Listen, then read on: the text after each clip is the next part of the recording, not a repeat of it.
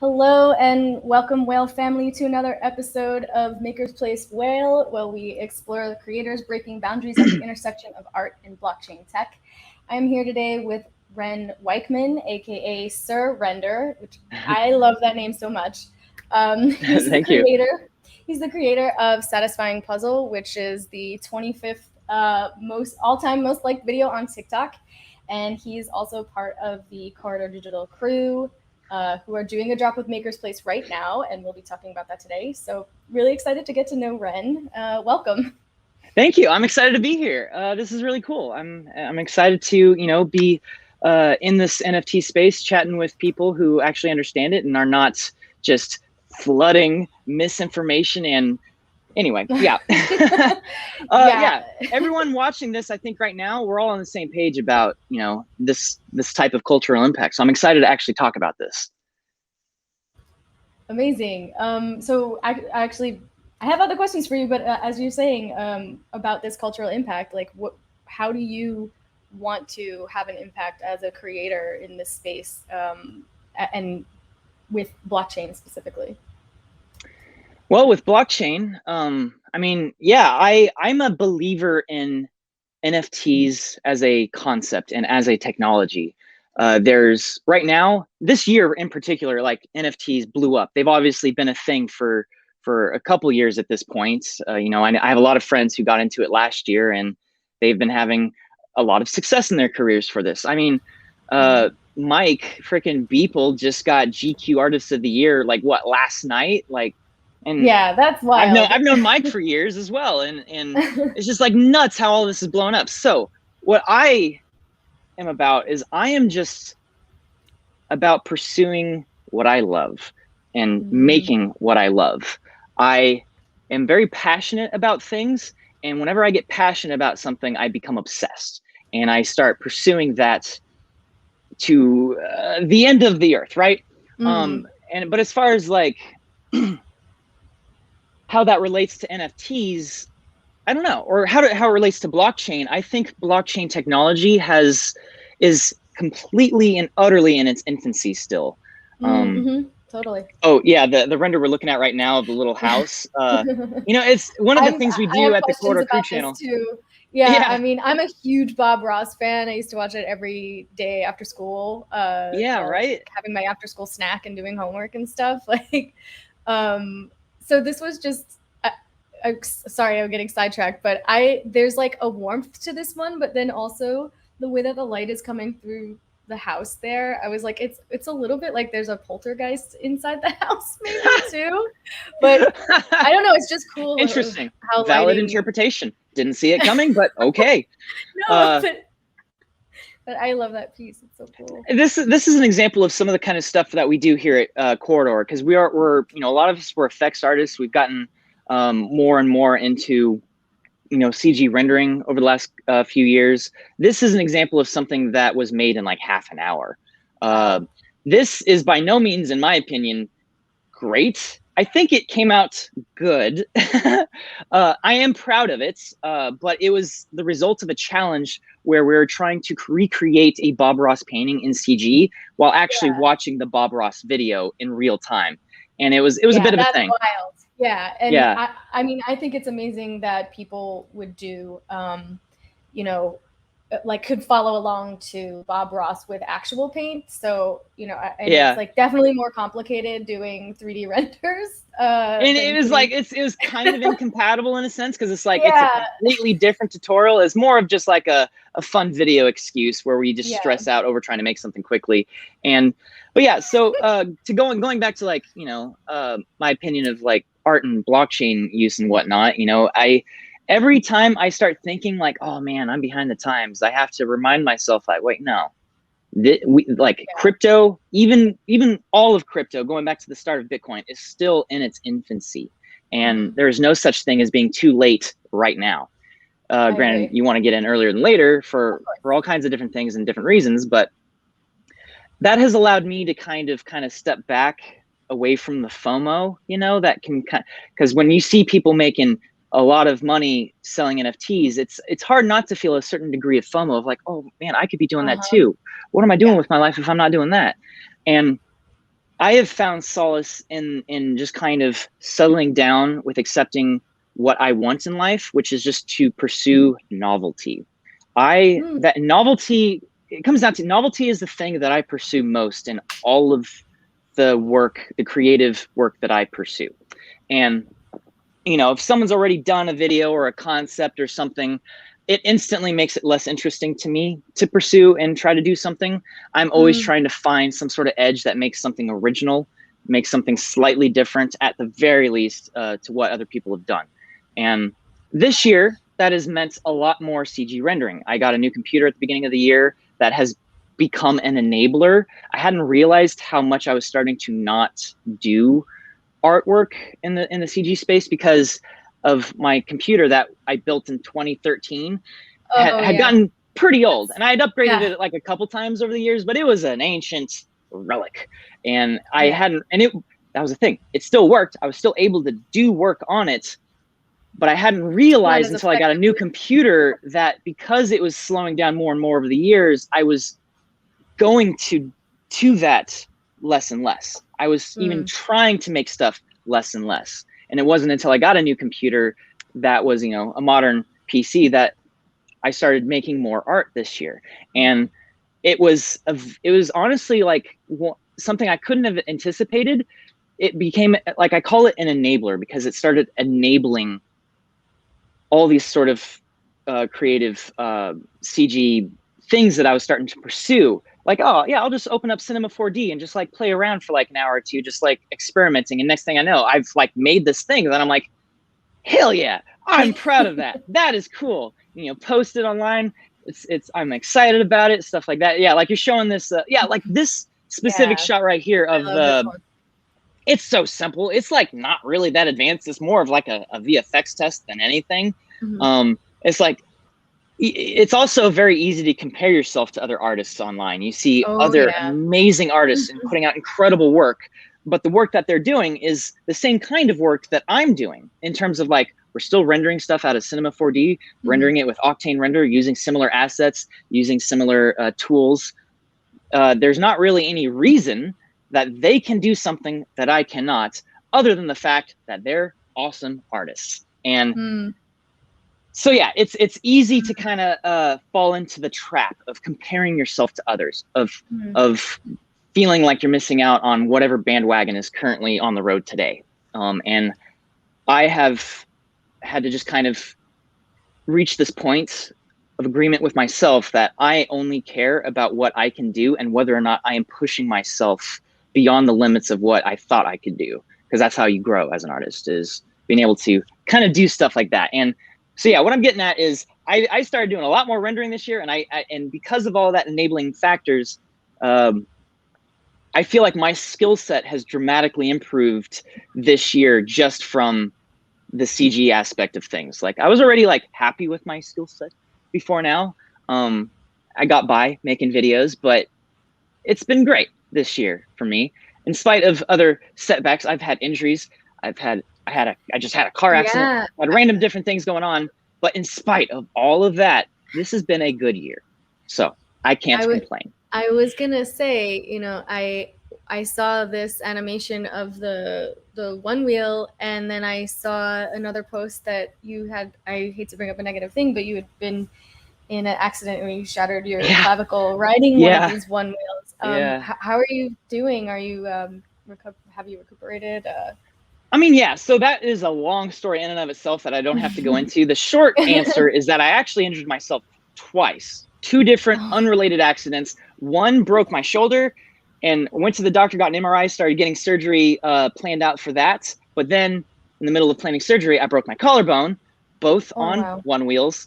I know. It's an easy response is like, maybe you should stop riding one wheels, but no, they look really fun, and I haven't gotten on one because I'm afraid that'll happen to me. I mean, yeah, and perhaps it's an unreasonable thing to continue pursuing, but anyway, so that ended up pushing the surgery for the shoulder back until the collarbone healed, and then I got surgery on the shoulder in June, and now I'm kind of recovering from that. I've started physical therapy, so it's been a thing, but it's not a bad thing. I'm recovering fine. I feel great. It's just one of those things. One wheels are one of, that you're doing there's better. a few things in my life that I'm actively obsessed with as a passion hobby, because I have way too many hobbies that I would love to pursue, but don't have enough time for. I hear This that. year, I've had to sacrifice some of those other passions to do more of the VFX CG rendering side of things, but it's like one wheel riding and drone flying are the two things that have kind of persisted over the last several years as something that I cannot give up. And one wheeling is something I've been doing for 5-6 years now. I raced in an actual professional race last year. I'm now a commentator for one wheel races. It's a thing that like I legitimately enjoy. I think I'm pretty good at, and I'm friends with a lot of like, you know, top racers. But That's so awesome. It's just a bunch of random stuff that I do that's kind of weird to put together and think about and consider. So yeah, one wheels is a thing that I became obsessed enough with that I did a render with it. I actually did a full-blown official commercial that was released last month that I was pretty proud of. It required, it was nuts. I basically had to paint out the one wheel from all the different shots. So when I say what it was nuts is that like this company approved a commercial that actively didn't promote their product. You know, like I removed it from all the shots, and because the catch line was like, "What's missing from your summer?" And it's just people like floating along like in the air. It was a bizarre thing. So that was a cool thing for me to be able to like, yeah. We're getting. It's also on my Instagram. If you just click my name there, it'll probably be the most recent post. And yeah, there it is. And yeah, this was a project that I really believed in and accepted it because I believed in it. And it was cool to be able to work with One Wheel in an official capacity like this on an official commercial, because my full-time job is here at Corridor, and I do not like taking side gigs because it overworks me. Yeah, I hear that. I'm already busy enough as it is just trying to make videos, and so then trying to do stuff like this on the side, it's like I can sacrifice a little bit of sleep for. It's like I'm down. So here's a little render of that pint that you saw animated earlier. Just a little extra thing. Yeah, and so you know, what drives me as an artist is whatever I find interesting, and what evolves to the point of passion is what I'm currently pursuing. And yeah, so I think I answered your original question. I don't even know. Yeah, I mean, it was just like, what impact do you want to make as a artist in this space? And I think that is a really noble cause, is you not comparing yourself to other people and trying to improve yourself, and doing what is pleasurable, basically. Okay, yeah. So what impact I want to make on this space is just like, I want to make cool stuff. Yeah. Maybe other people will find it cool as well. Yeah. I'm not going to worry about whether or not they find it cool. I'm just going to make it for myself. Find it cool, or else what's the point? Yeah. And like, life is crazy. I think it's important for us to just enjoy things, and not make it like we have to prove something to other people that we're like this amazing, you know, or like have some kind of political statement or something. I mean, things can just be enjoyable to experience and look at and connect with. It doesn't have to have, I don't know, but it can have deep meaning. I mean, to me, it is deep meaning to just enjoy things, you know, like that's, sure, yeah, absolutely. Yeah. And I do think art is elevated when it has something to say. I do think that, and it is, as an artist, I do try to strive to say something with whatever it is I'm making. But the reality is that most of the time, most artists, when they're making something, the main thing that's kind of pushing them forward is like, this is dope, cool. I'm just gonna keep kind of making this dope thing, and then it turns into a thing. And it's only when you kind of like really force yourself to consider like, what are you doing? Like, why are you here? What are you saying? And the artist that can say stuff with their work is going to be better than I threw it down onto a canvas and here it is. But again, I think there is value in just something being cool for the sake of being cool. It doesn't have to say something. I just think as an average rule, art that says something is going to be elevated above art that does not. That's true. I agree with that too. But I also feel like sometimes eye candy is just, it's nice, but that, you know, like that has its place, you know? So yeah, like with the satisfying render, for instance, you know, like the entire purpose around that was to just make something that it wasn't saying something, but it was actively trying to get a reaction out of the viewer, which essentially is kind of the same thing. It's, you know, do you find this satisfying? Are you satisfied by this type of thing? And for this puzzle render, I actively tried to figure out what is satisfying. And I realized a big thing that is the basis of satisfaction is sound. You know, sounds can be very satisfying. It's the entire genre of ASMR has become a thing because people have certain physiological responses to how something sounds and the timing and beats. It's part of the reason why music is so ingrained in our you know, our DNA and our history. And so then I just kind of like, so this entire render here was literally inspired by some sounds that I'd researched that I found satisfying. Like I literally watched so many videos of satisfying things, of satisfying sounds, and identified a few that I was like, oh, that made me feel good. How can I incorporate that into something that is also visually cool? And so that's kind of where the puzzle pieces came in. I was like, satisfying fits. People like it when something is like weirdly complicated looking, like complex, like a puzzle piece, and then they just fit together so perfectly you can never tell it was there. I've always found that satisfying. So that was kind of like what I was striving for with this piece, was to marry those two things together. So even though this might not, quote unquote, artistically say anything, it was the result of me actively trying to produce something with a goal, you know? And I do think I succeeded with it, and I was like very happy with it. And then it just continued to blow up online everywhere I posted it, which was very cool. You can never, that's the thing about online video. You know, you always hear about people being like, oh, I want to go viral, or you hear about corporations or celebrities trying to like come up with an idea and be like, oh yeah, we're going to make this thing go viral. And it's like, those people don't get it. You cannot plan virality, and you can also never expect virality, and you can also never guess when it will happen. This video was just like any other video I've ever made, or any other piece I've ever made. As in terms of how I thought, I was proud of it, sure, but when you post something, you can never actually guess how it's going to perform until other people decide for you. Most of the time, they're like, it's okay, and then it just rides at your average reaction. Like as we were saying before we went live, like I had seen this make its rounds on like TikTok, and also like the If You High account on Instagram. And I'm like, that is a high compliment. It's such a great account. It's got this content that you could just stare at for hours that is just so satisfying. And I mean, it just belongs there. Yeah, like that's the weirdest thing for me, is that this blew up the most on TikTok, which was a platform I had not used really. When I posted this video, I had 600 followers, like straight up, and that was from like 2 years before, when I posted like a video of me playing Beat Saber. Like whatever, right? Like that shows how much I cared about it.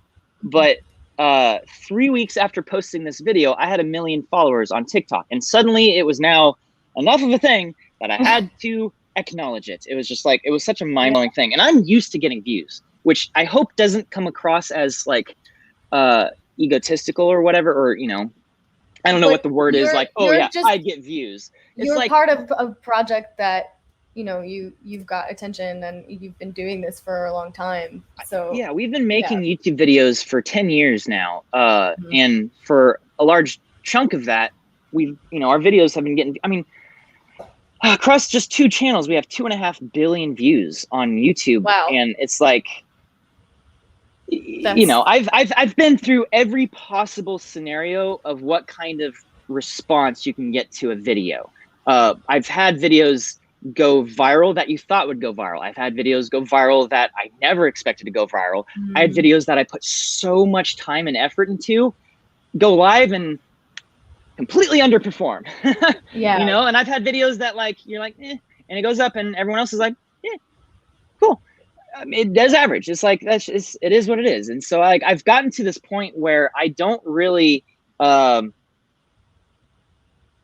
expect anything from how something's going to perform. Obviously, you always hope it's going to do well. Absolutely. You always hope that people are going to like what you produce. But I think I've gotten to a point where I never expect anything.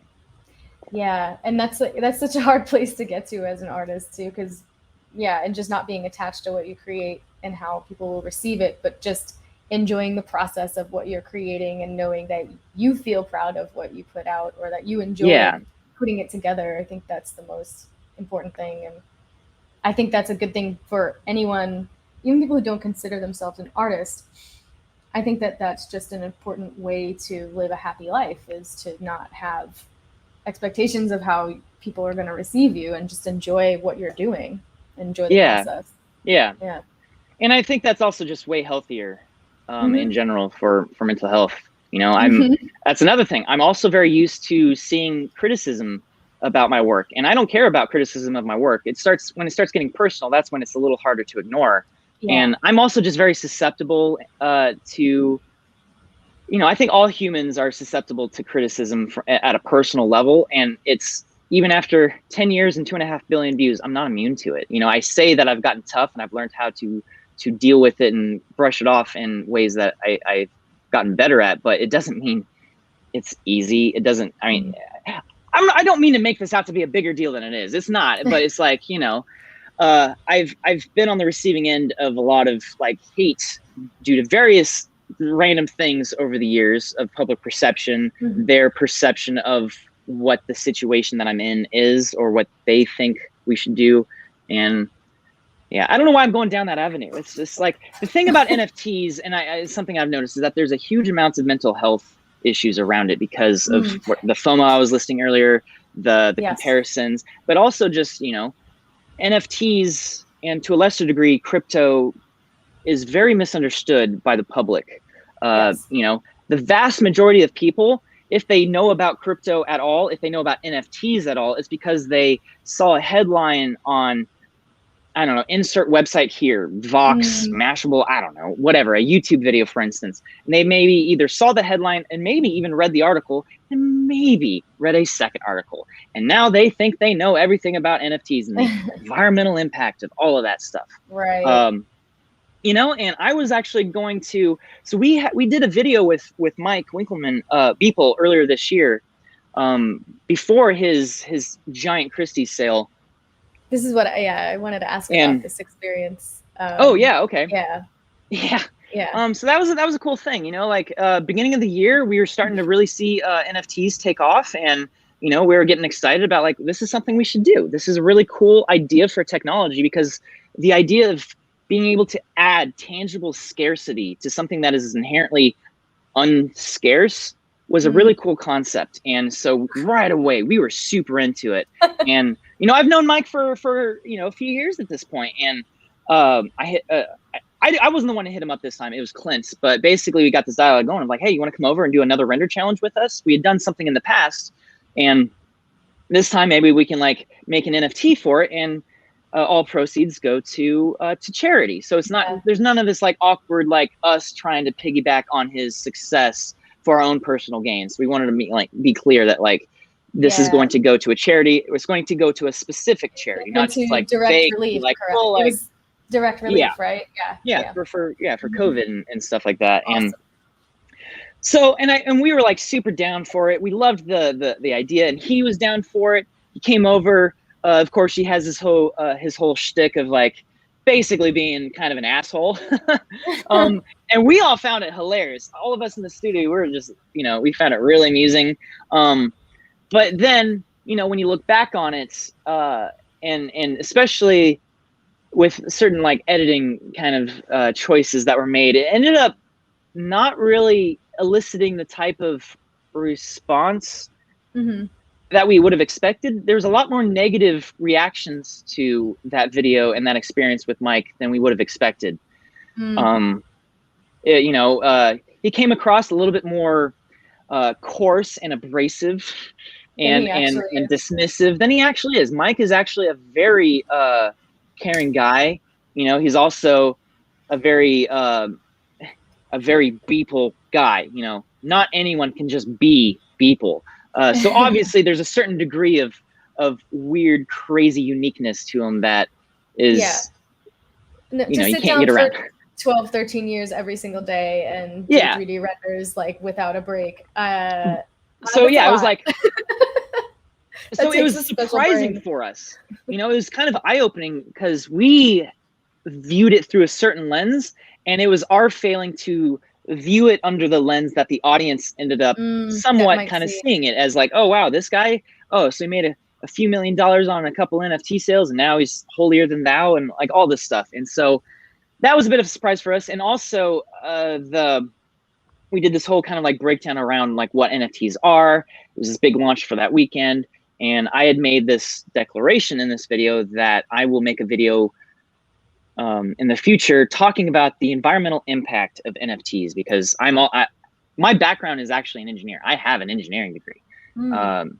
And like 2 months before graduating college, I was like, you know what? Actually, I'm going to do YouTube instead and try to make videos and do visual effects. So that was kind of like the past. And I've since used that to kind of start making these scientific edutainment videos. So it's like entertainment that has educational value. You know, I'm trying to communicate something that in the series of videos that I've done that are easy to understand, but perhaps not well understood. And I try to just kind of bridge that gap a little bit. And so one of those videos I was going to do was, you know, what are the environmental impacts of NFTs? Like, what is it really? And at the time, I made this whole declaration kind of talking about it, how like, you know, there is an environmental impact that we cannot ignore. I think it is widely misunderstood. And, you know, there's a lot of problems with how stuff is measured surrounding it. And I'm going to try to kind of clarify that. And then after the response to those 2 videos and this is also kind of at the beginning of a lot of the sort of uproar around NFTs. Because before then, it wasn't that people didn't care about the environmental impact. It was that they just didn't know anything about NFTs. Yeah, they didn't know. They didn't. So therefore they didn't care. And then they see a headline about from, you know, whoever saying that NFTs are destroying the environment. Suddenly you are now worse than Hitler and are destroying the environment actively with every worthless scam participation that you do.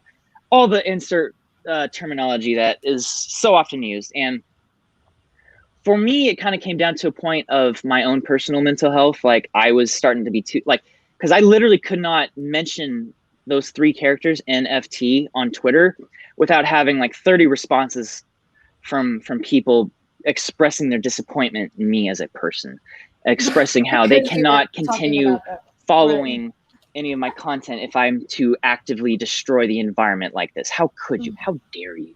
And it was like, that's hard to kind of get around. I am definitely not as good of an artist as so many other artists in the NFT space, but I do think I have more of a public reach than a lot of those people do. It's just a very different kind of reach.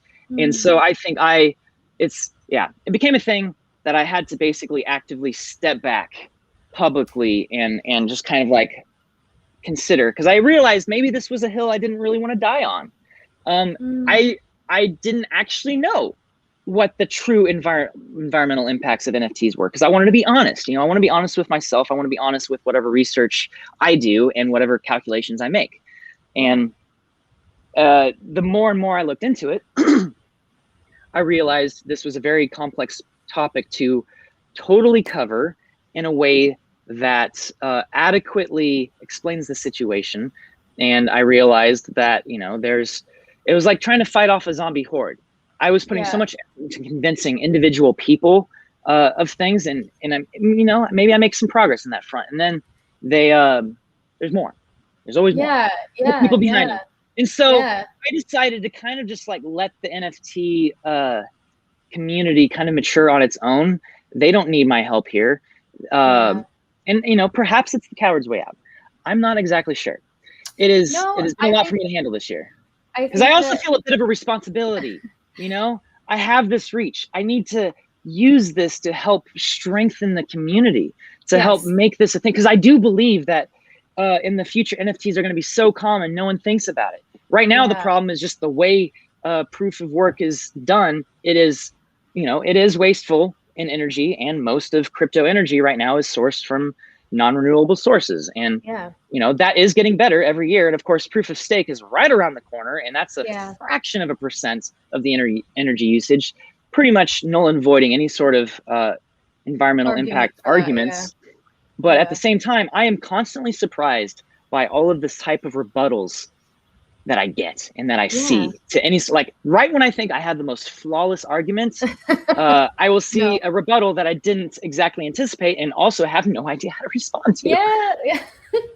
That's why it's like, I've been ancillarily involved in like the crypto currency world in 2017, and then NFTs, like had like a crypto kitty and stuff, and even then I was I don't know how this is gonna work, you know. My partner at the time, you know, and like, so it's like, it still took me a while as an artist to be like, well, what's the difference between this me posting a JPEG somewhere and making an NFT out of my work, and what's going to stop people from taking it, and not fully understanding a smart contract thing. And I think what has to happen is like, you can't worry about like convincing people to understand it. Like, they'll either understand it in their own time, or they're going to assume like, oh, this isn't something that I need to know, or it's just a fad.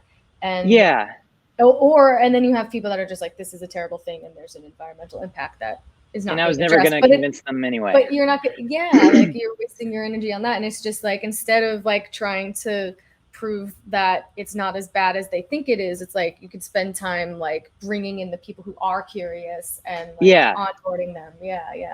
And I like another thing was that like, I was also concerned that in spite of my efforts, I was concerned that I was going to end up doing more damage than help. You know, like, I was worried that maybe I would get something wrong or miscategorize something I said in a way that now made the conversation worse.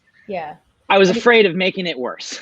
Me personally, cause, you know, I'm like, I went to art school. I don't know how these things work. Like, how can I have this argument and really come from a place of confidence and knowledge, you know? So I just try to keep quiet and like try to find projects that are working toward mitigating our environmental impact, and that's coming. So in fact, I am working on a video right now. This is the largest video of my like sciencey scale videos.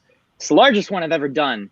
Most of the time my videos on average are around like 6 to 8 minutes long. I've done ones talking about like the scale of the universe, but I've also gone and like how much water is on Earth, but I've gone the other direction, more pop culture, like how big are Star Wars spaceships, and like literally rendering them out over cities so you have like a sense of scale, and like, you know, how big are the Titans from Attack on Titan.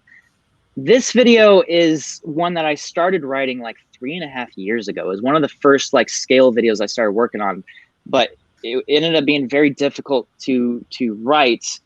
I ended up like starting and failing like 4 different times before finally kind of getting it to a point now where it's become a thing.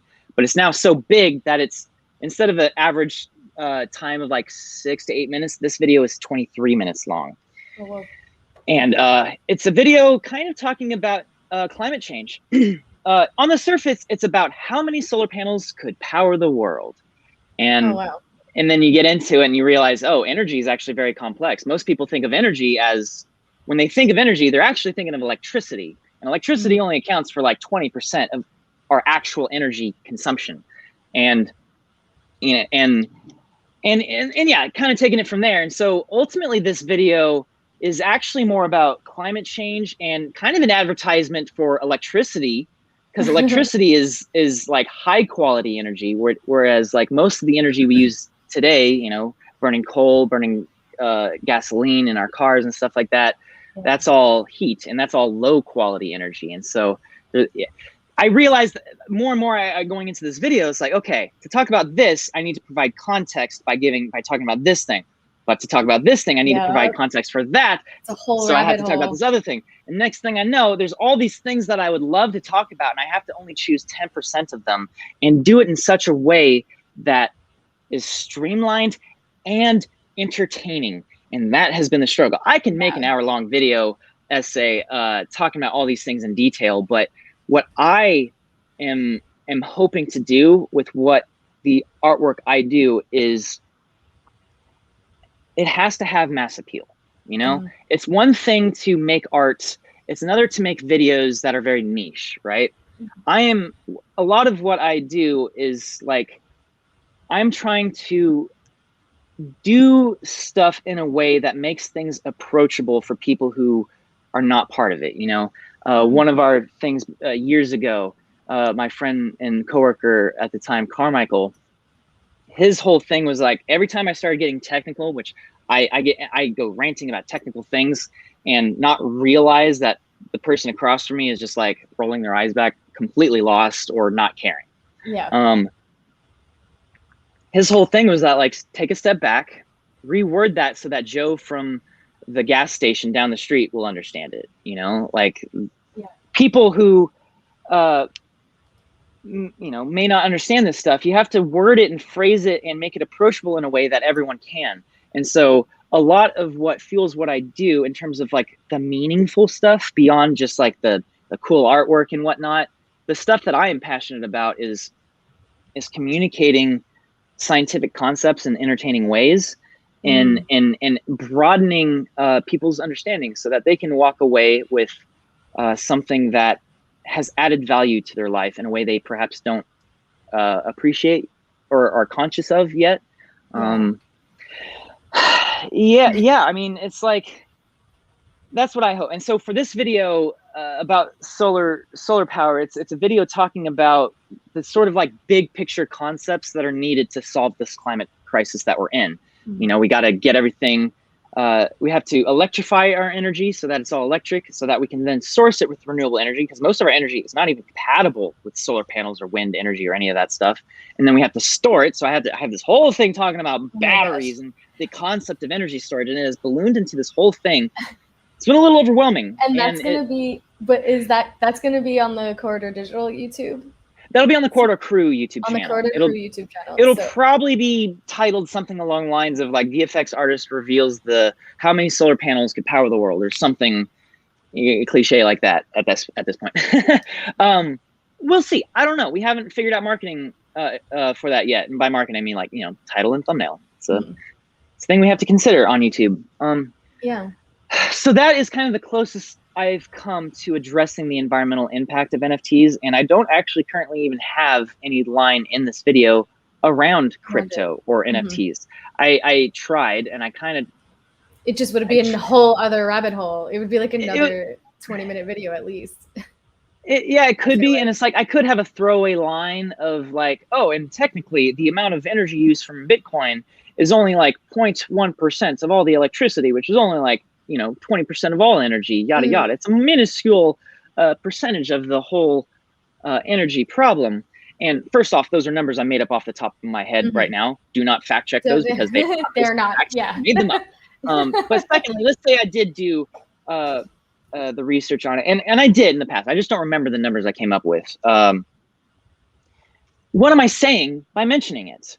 Am I defending NFTs? Am I defending crypto? Do I believe that crypto is okay right now? And part of the reality is that I'm unsure that I actually do think crypto and NFTs are okay from an environmental standpoint. I don't think they're remotely as big of a deal as a lot of other stuff that we kind of just ignore about our personal carbon footprints. You know, like every time you Amazon 2-day order something, that's like, if you compare just selling one NFT to like just buying something off of Amazon that you didn't need or could have. You're making a plane, like something has to get on a plane to get to you the next day. So how can that? But then that's starting to edge into the territory of like, what aboutism? You know, and it's like, what about that? And it's like, I don't know. And it also, every time I tried to incorporate it, it started to derail the point that I was actively trying to get across, which is like, we have more than enough energy from the sun hitting Earth to provide 10,000 times the amount of annual energy that we actually use as a society. It's like, there is so much energy just free for the taking that, like, land use, where are we going to put the solar panels? None of that is actually a problem. The actual problems are other things, and I'm just trying to help clarify what these problems are. So it's a lot of stuff that I've been trying to kind of like grapple my head around in terms of like, what am I trying to say? What am I hoping people walk away with? And what kind of fun do I hope they have? What kind of cool stuff can we make along the way? And it's just, it's a weird thing. But anyway, NFTs, I believe in, and it's just a matter of time. Like I keep saying, it's like, it's still in its infancy. I guarantee you in like a few years, you know, every single video game coming out is going to have an assortment of NFTs associated with skins, characters, unlockables, and stuff like that. And there's going to be an inherent value around it because there's an explicit, tangible scarcity with that thing now that we can now use the blockchain to prove and support. There are definitely problems with NFT or, you know, crypto art right now in general. There's a lot of complaints around, you know, people getting their artwork taken and reposted and other people profiting off of that. And a bunch of different concerns. People falsely saying it's like a Ponzi scheme. Like, have you looked up the actual definition of a Ponzi scheme? Like, that's not what this is. Come on. And so there's a lot of that stuff, but I cannot help but easily see that these are just growing pain problems on the first step of a long staircase. You know, these are all problems that everyone in the crypto space is aware of. It's not like we're blind to these problems. We're just still working on it, you know, and it's like, it's going to get worked out. It's going to be okay. You know, it's just going to take time. It's taking a little bit of time. And moral of the story is that I'm very excited about this space. I'm very excited about what it means for me as an artist. You know, I'm inspired by lots of other artists. I have so many people that I looked up to as artists. You know, there's okay. I mean, Nightmare was asking, who are some other artists that Wren thinks are dope? Cool. Yeah. All of them. Sure. So I mean, I will do my best to name names. It's very hard to just come up with a list of people. There's I just poked my eye. How did I just poke my eye? I've done the same. But yeah, I mean, like off the top of my head, there's Onchain Jesus, you know, David Ariev, Ariev or Ariev. David, if you're watching this, I apologize. I don't know how to say your last name. You know, there's Stuzor, there's Arc, there's so many people that I look up to in the art space. But I also look up to a lot of artists that are not in this space, but they are still artists. You know, I look up to other YouTubers who I can relate to the grind that they have to go through in order to continue making content that is true to themselves, but also eye-catching enough to get people to watch. It's a hard line to ride. I look up to a lot of people making things that I love. And pretty much anyone who makes something, I look up to you. The fact that you made something, put it out there for the world to judge, is something that I respect. And no matter who you are or what you do, if you do that, you have my respect. So in terms of like what inspires me, you know, I can literally like start scrolling through who I follow on Instagram, and that might be a thing that, you know, I don't know how do I do that? Yeah, following. I don't follow that many people, but yeah, I mean, I'm inspired by so many different things, so many different people. I try to pull inspiration from everywhere, and so many different artists. You know, Kevin Perry, for instance, he does a lot of like simple looping videos of him turning into a banana and stuff like that.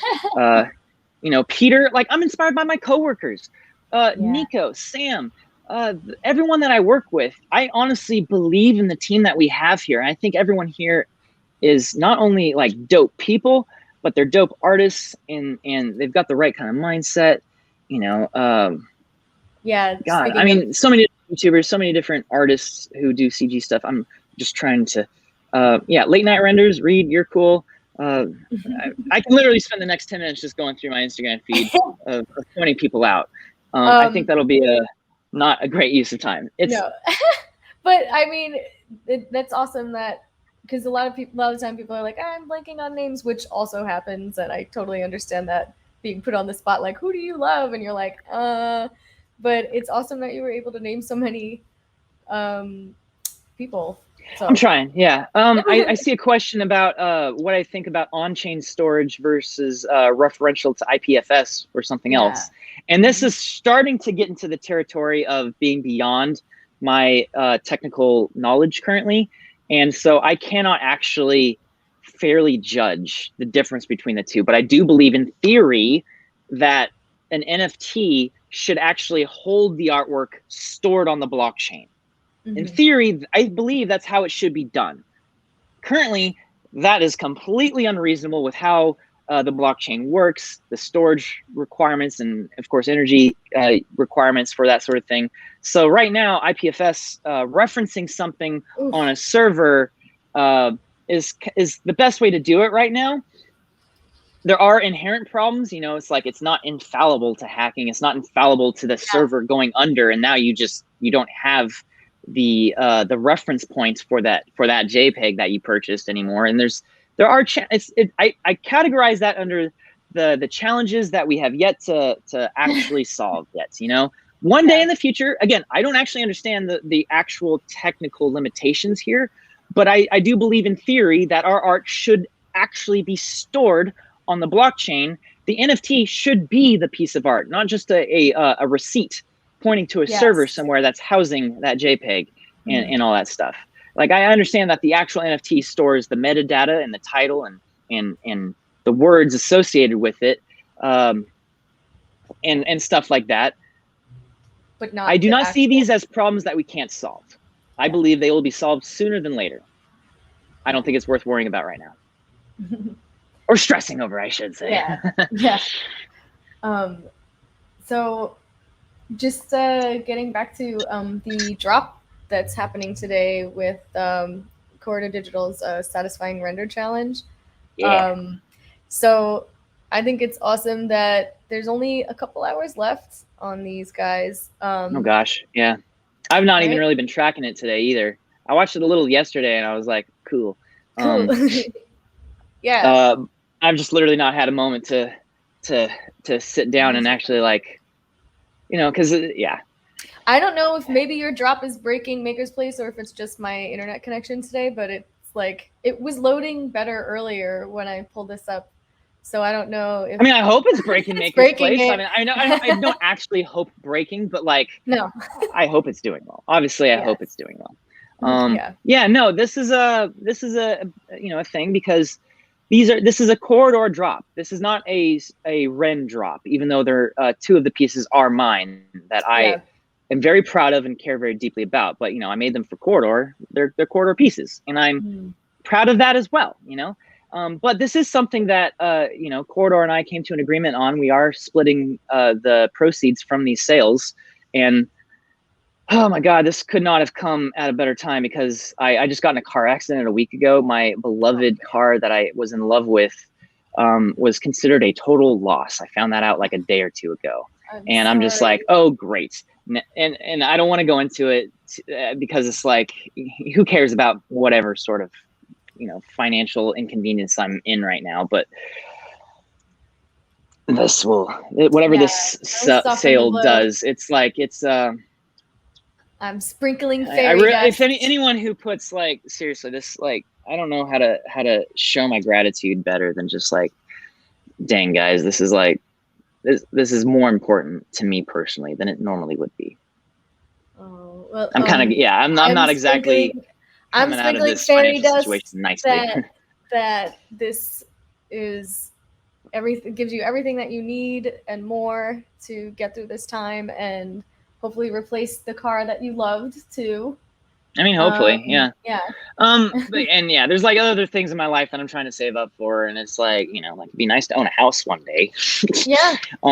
You know, people think of like YouTubers as being like, you know, these rich people. I am far from rich. In fact, I would consider my original Tesla purchase to be more of a reflection of financial irresponsibility than how much money I actually have. But like, regardless, I'm happy in life. I'm happy with how I'm going through life. So it's not something I worry about. But that being said, oh boy, it's been a week. Yeah. And I spent half the day on Tuesday filming videos with Seth Rogen. Turns out he's a fan and has watched every single one of our videos. And was like, and he said that he forced himself onto our show. Technically, we invited him first, but he was like, okay, good. Because if you didn't invite me, I was going to invite myself. Oh my gosh. And that was an incredible day.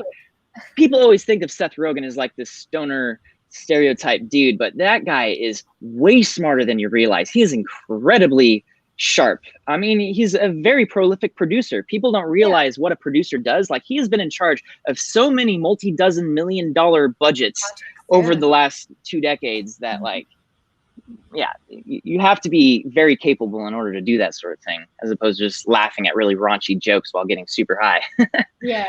So that was, you know, it's a weird dichotomy of like, I found out that my car got totaled an hour before Seth Rogen showed up, and I somehow managed to keep it together, while also learning a tremendous amount about, you know, what it means to be a producer and the sort of like problems that go into doing some of these VFX shots, that we just kind of are having to guess at, and all this stuff. It was, it's been a week. It's been a lot.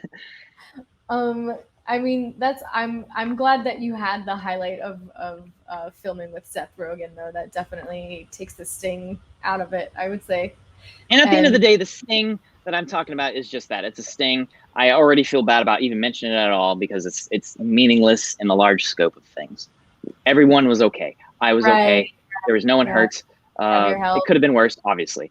It's just, and it's gonna get better. It's gonna get better. Yeah, exactly. And who knows? So it's already at 1.75 ETH. This one, and you got 6 hours left. So cool. That's awesome. Yes, sprinkling fairy dust on this. Yeah. So I mean, anyone watching this right now, I like, just understand that I'm always trying to be truthful with who I am and what I want in life, and I'm never trying to be fake or putting on a false persona. Everything is always rooted in who I am, and that includes all of my artistic pursuits, and trying to be honest about like my own mental struggles along the way. Yeah, I think that's the best way to be. I mean, you have to be authentic with people, and like, it's important not to only share the highlight reel of your life. Because I think there are more artists out there who are struggling with mental health than are currently acknowledging it. I literally see a therapist once a week, and have been for several months now, since close to the beginning of this year. But I'd never seen a therapist before, and I cannot recommend it enough. Yeah. I work with a coach group personally, and it's been great for years. I think it's really great being in a group and seeing people work through their challenges and triumphs together, and seeing people go through similar things, and just having that like weekly anchors. It's so important. I think everybody should have some kind of outlet where they can be witnessed in. Absolutely. And I think it's also I think it's also important to understand that everyone you see is battling some sort of invisible battle, you know, some sort of fight that you know nothing about. And it is something that they are dealing with in secret. Every single person does this. It is not like some people are fine, some people are not. It's every single person is battling some sort of fight that no one else knows about.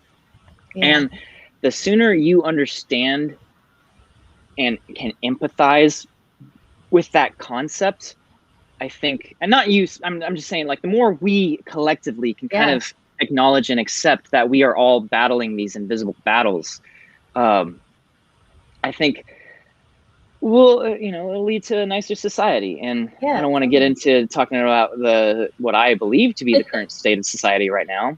I don't want to get further into anyway, because we get to be in our little cool bubble of NFT world where everybody is super supportive and caring and authentic, and I will just say, wants the best for everybody.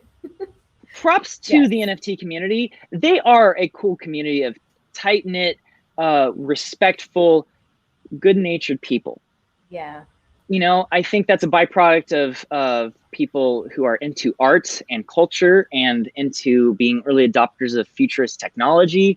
And I think it's like, you know, it's this kind of cool crossroads of culture and technology that has made this sort of community of people who acknowledge that NFTs are the future of the art world, and everything that comes with that. And, you know, from my experience, I was part of like the NFT community pretty heavily back in like January and March this year. And like, I keep my ear to the ground for a lot of stuff going on. Granted, you know, it's exploded a whole lot, and I've had to kind of take a step back just to focus on my own life. But, you know, I've seen nothing but a lot of good respect and a lot of sharing of information that didn't need to be shared, you know, but it was for, you know, we're all in this together in that regard. And the more someone else profits and prospers, the more the rest of us profit and prosper. you know, like just because someone did really well doesn't mean that's bad for you. You know, it's that it can only be good. Yes, that's what I think makes this whole space so unique, is between the relationship between collectors and artists too. It just behooves them both to maintain a relationship, and you know, their win is a win for the artist, or a win for the collector is a win for both. Yeah, and I do not have many relationships with collectors. I know a small handful, period, right? But like there's so many collectors out there, and they all have their own processes for figuring out value in a piece of art, and their own like workflows for figuring out whether or not they should buy or invest in you know, collect something. And it's just something that I would love to get more into, and I've just kind of not, you know, and I find that a little disappointing. And from my point of view, just because I'm like, man, that they're so cool.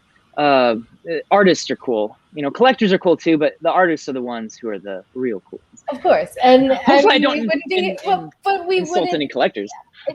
It's I mean, we need each other, right? Like you need people who want to buy Exactly. your art so that you can keep doing it. But like the space wouldn't exist without the art itself, you know. Yeah, but we are a community. We're helping each other, and I love that. Yeah. So yeah. I'm just trying to find my own way through all of this, and I've realized the only way to do it is to be who I am and continue doing what I do, as opposed to trying to artificially conform myself to what I think is popular. Yeah, and finding the different community. There's so many different communities within the NFT universe and the metaverse, and you can obviously come to discord.gg whale, which is the best community. I will admit, I only just joined that today. But I'll probably be sticking around. I'll be checking it out and hopefully conversing with you guys. When you said edutainment, that is absolutely something that we are about, and we want people to be educated about NFTs, about DeFi, and also to have fun and connect with other creators and other people in this space that are just passionate about it. And we have all kinds of events, just community events, and also interviews with other artists that, you know, we want to inspire people and connect people to build more cool things in this world. So, yeah. Because that's the other thing, is that we're all like, you know, collectors and artists. We're also builders. We are actively building what we think the best version of this can be. Exactly. Yes. So I mean, So this was really fun today. It was really fun to get to know you, and likewise, thanks for having me. This has been a lot of fun. And yeah, super inspiring to hear what you're doing, and I'm really excited about the video that you've been talking about on solar energy and like how can we solve that. I mean, it's a conversation to start. And that's really important. And also wishing you a lot of luck on the Baker's Place drop, which I'll share the link in StreamYard. That's makersplace.io, right? makersplace.com/corridor digital. Yeah. And that's the Satisfying Renders drop. It's really cool. And definitely check out their YouTube channels. They have 2 channels. And they're both great, and there's a lot of different content, but the crew channel is more kind of behind the scenes, and then got their professional work on the other channel. And follow Wren on Twitter, keep up with what he's doing. I think he's got a lot he's going to be putting into this world. I'm really excited to see what he does. Thank you. That was very kind. Yeah, thanks for having me. This was a lot of fun. I'm really glad we did this. I hope everyone watching stood me. I hope I wasn't too off-putting. Yeah. Absolutely anyway. Not. It was super inspiring. And thank you for your time. And we hope to have you back, and wishing you luck on this drop. Till next time. Yeah, no, I appreciate it. Bye, Thanks for watching, everyone. Have a magical day. Bye.